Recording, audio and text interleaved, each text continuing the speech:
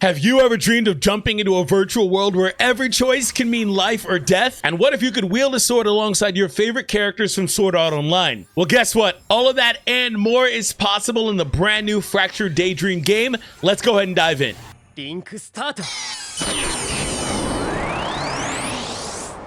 In the new Sword Art Online game, you get to play with a ton of different characters, some of which I haven't unlocked yet because you do unlock these characters through the story. More on that in a moment. But one of the cool things is that you have a ton of customization options with each individual character, whether that is with their weapons. As you see, I have a ton of different elucidators with different special effects on them, different rarities and stats, and there's a lot. But you also have accessories. The same deal applies here, passives, and then again, this is for every single character. You can customize their emotes, you can customize a lot of different things per these characters, and one of the fun things is you can actually customize the outfits on these characters. You can put on different skins if you have those costumes or decorations, and this is a look at the decoration here, the pilot goggles on Kirito. So that is it's pretty fun. That's not anything crazy, but it is fun. And you also can come over to the store here, use an in-game currency, or buy some more alternative currency with that L3 button there, and you can from there get some more options and customize your characters even further. There's a lot kind of here. That's where things are kind of interesting, because the main selling point of this game, and we're going to talk about that next, is the co-op / multiplayer aspect, whether that's free roam or co-op quest or boss raids, pretty much everything except for the story and side story here. And here's a look at the game's co-op options. So when you log into the game, you have the option to choose whichever game mode you want to play. And with the co-op quests, you have multiple options in terms of which ones you're able to play here. They get harder, and obviously you can't even play them because they're harder until you hit a certain rank as well. So it does take a while to get there. And the game is basically forcing you to grind your way up to play those. And it can get a little bit monotonous, I'm not going to lie, playing these same ones over and over with limited variety, especially when you only have one or two available. That being said, it is extremely fun when you get a lot of players in there with you, because again, up to 20 players are available to play. I'll show you what it looks like in just a moment.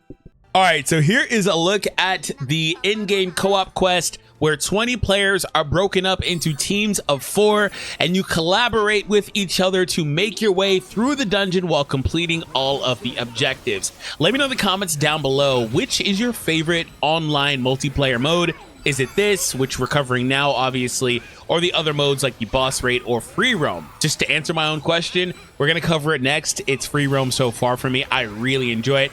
Anyway, with this, we have a couple of cool systems here where you have this progressive level up system. You don't start off max level or anything like that. You start from level 1 as you and your team and everybody else defeat opponents. You do gain experience, gain levels, unlock your skills. Think of a MOBA style setup where you do that.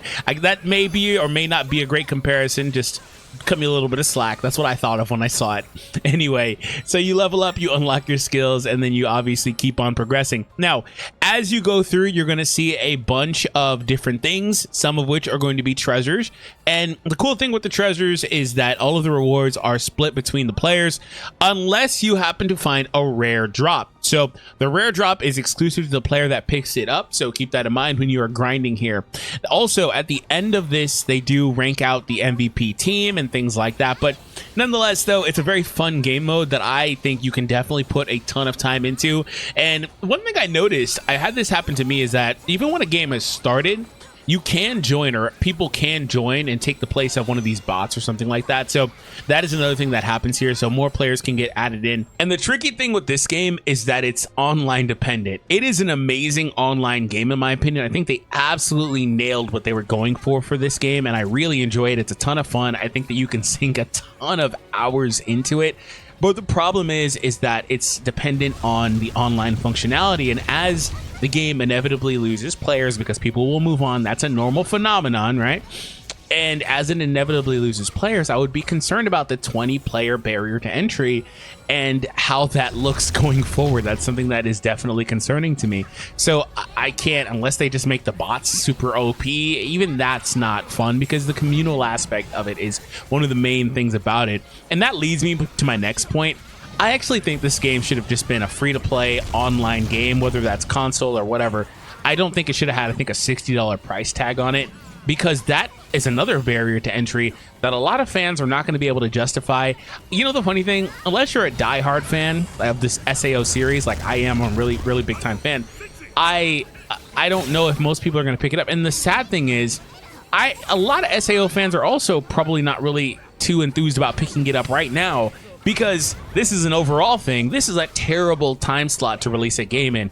I have no clue why they decided to release this game here in this window. It's terrible. It could have released a few weeks ago. It could have released next month. This window is brutal. There are amazing games on the horizon, and for anime fans, one of which is Dragon Ball Sparking Zero.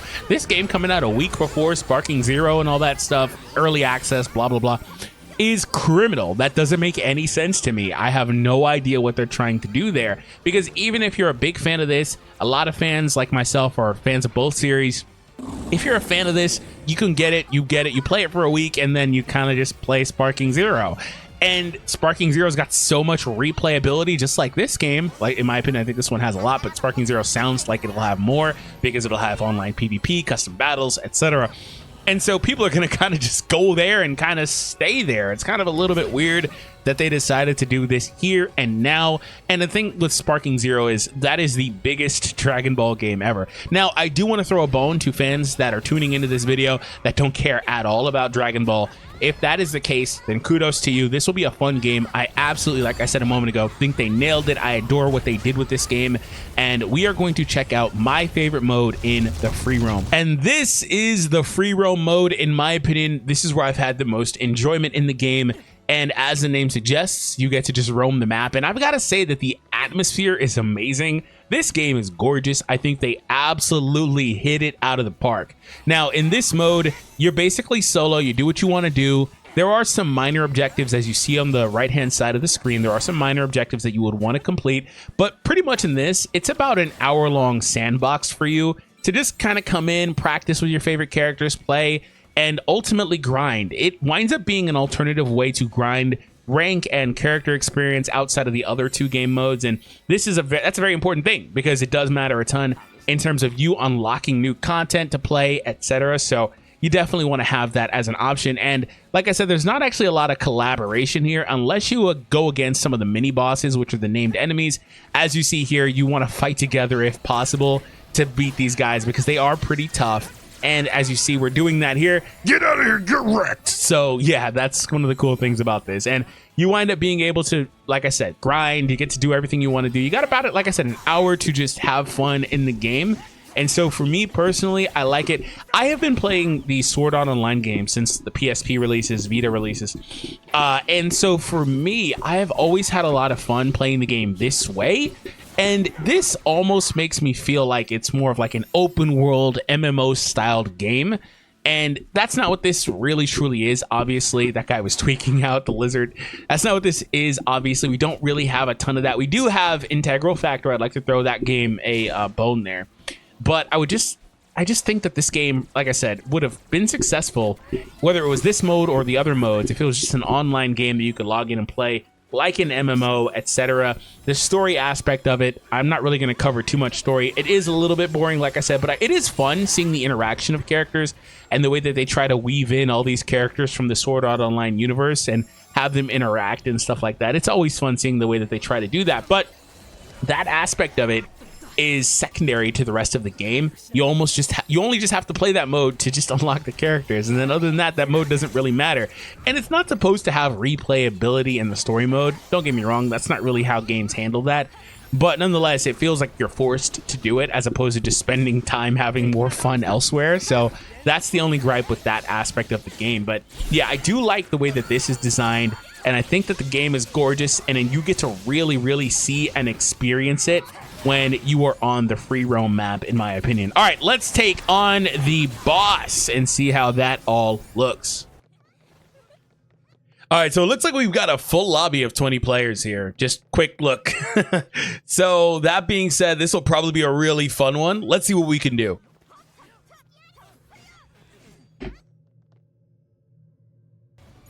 All right, so this one is largely what I think most people are going to gravitate towards later on in the game's life, where they're going to try to spend most of their time here or maybe free roam, because I think this one's a pretty cool mode because you basically have the elements that were present in the co-op quest where you've got to do the level up to unlock the skills and stuff like that, but you don't have to deal with the entirety of a dungeon. You kind of just get shot straight into a boss fight, which is kind of interesting as a concept because you're underleveled, you're underpowered, and then you get much stronger as you go.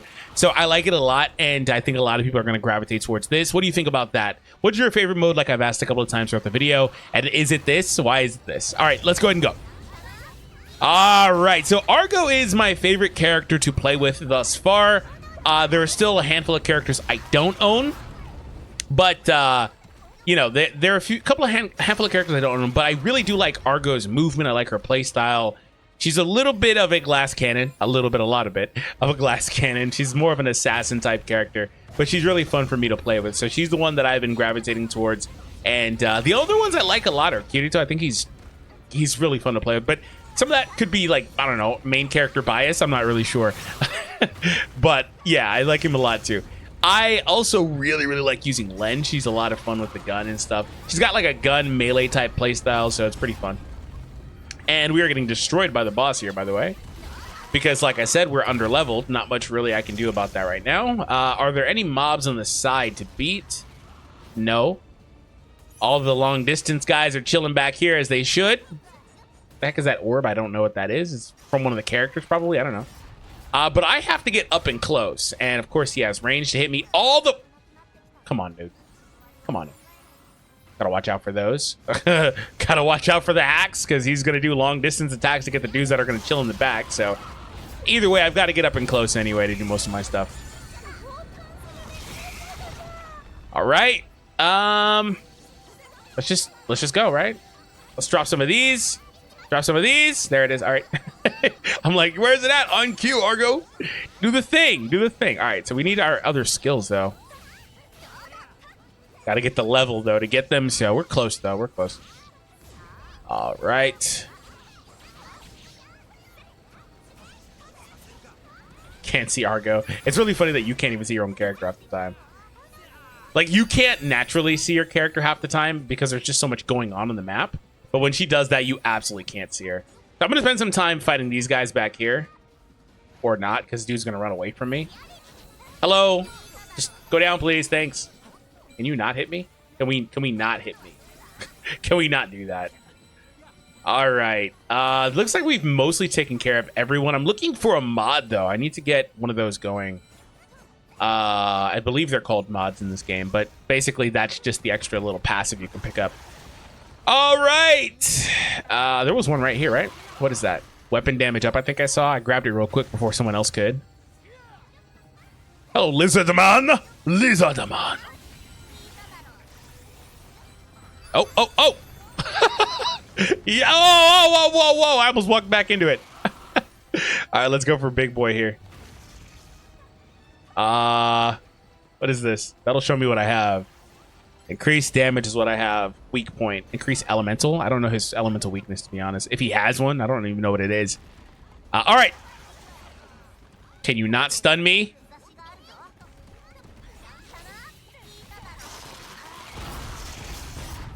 Let's get this.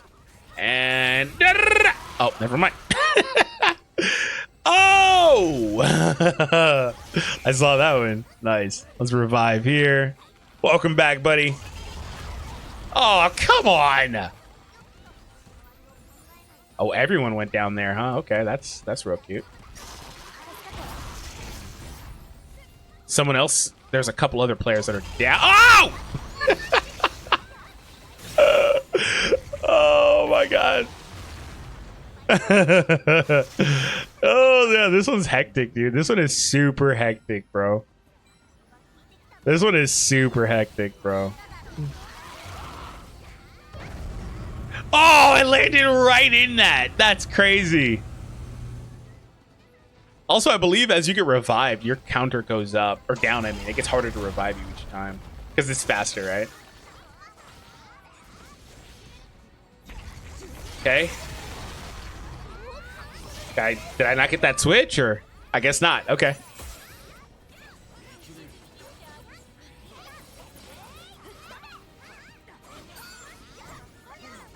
Can't even see Argo at all. I think I saw you flip right there. Maybe it was Asuna. Can't see Argo at all. That's funny. You can move the camera, I guess, but like you still can't see anything. It's just too much. I've had that same thing with like solo leveling where it's like I can't see anything half the time I'm playing. You shattered its head. Well done. Well, then why isn't it dead? Bro can live without his head? Hacks. Hacks. Oh, that's not great. Oh, what's up, Mr. Glazer Gazer? Yeah, let's go. Let's go. Let's go. So we're getting stronger, though. It's going to get progressively easier. It just starts off really hard, is the point. Ooh, what skills do we have here? Can't even check the skills, bro. Somebody over there had a super short cooldown. They're done for. Oh! Literally can't check none of this stuff.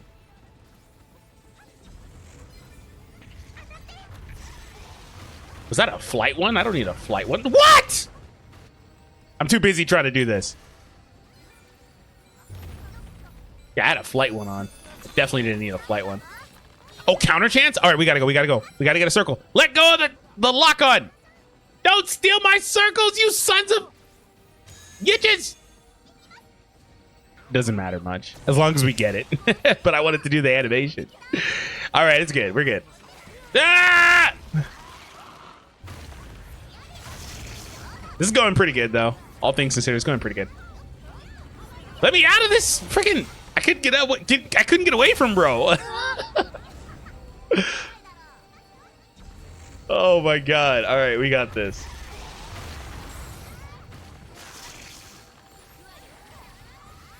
This is his last life bar. Wow, this one's going super smooth, isn't it? Extended down, nice.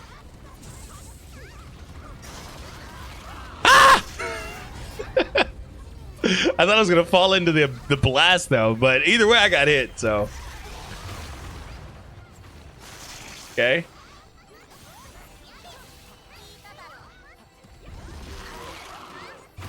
Ah! Okay, okay, I thought he was gonna hit me there too. Dude, I gotta get from under this guy. It's really, really, really, like, I don't know. It's getting me like, I don't know, nervous, anxious.